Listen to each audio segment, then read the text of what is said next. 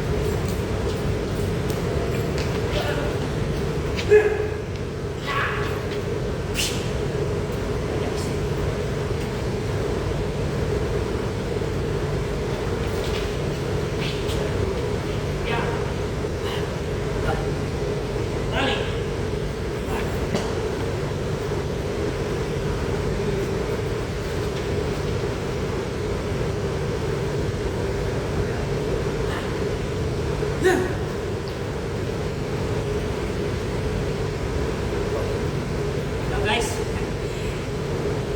basic lang po yung guys, exhibition. Thank you guys for watching.